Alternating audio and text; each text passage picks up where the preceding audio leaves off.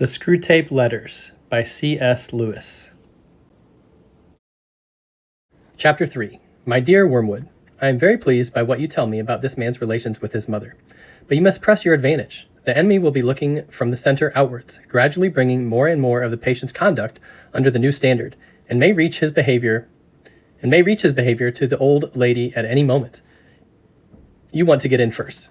Keep in close touch with our colleague Glubose, who is in charge of the mother, and build up between you in that house a good, settled habit of mutual annoyance, daily pinpricks. The following methods are useful. Keep his mind on the inner life. He thinks his conversion is something inside him, and his attention is therefore chiefly turned at present to the states of his own mind, or rather to that very expurgated version of them, which is all you should allow him to see. Encourage this.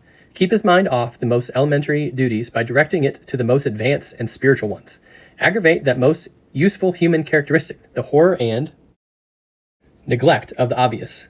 You must bring him to a condition in which he can practice self-examination for an hour without discovering any of those facts about himself which are perfectly clear to anyone who has ever lived in the same house with him or worked in the same office. 2. It is, no doubt, impossible to prevent his praying for his mother, but we have means of rendering the prayers innocuous.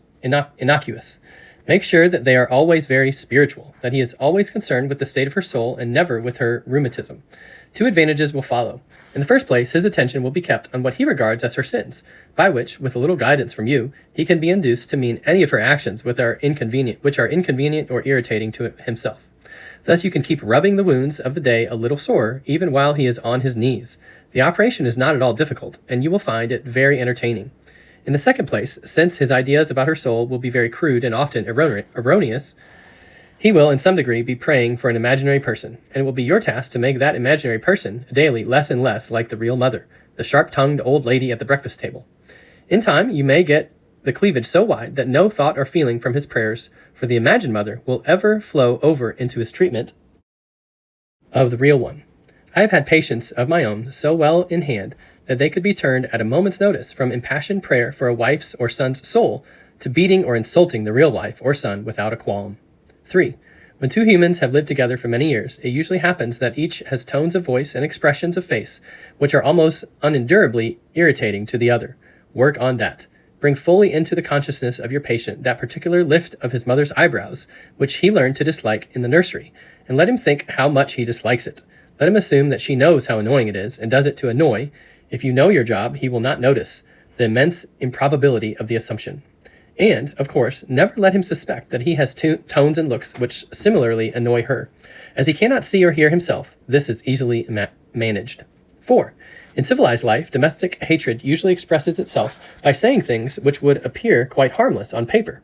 The words are not offensive, but in such a voice, or at such a moment, that they are not far short of a blow in the face. To keep this game up, you and Glubose must see to it that each of these 2 fools has a sort of double standard. Your patient must demand that all his own utterances are to be taken at their face value and judged simply on the actual words, while at the same time judging all his mother's utterances with the fullest and most oversensitive interpretation of the tone and the context and the suspected intention. She must be encouraged to do the same to him. Hence, from every quarrel, they can both go away convinced, or very nearly convinced, that they are quite innocent. You know the kind of thing.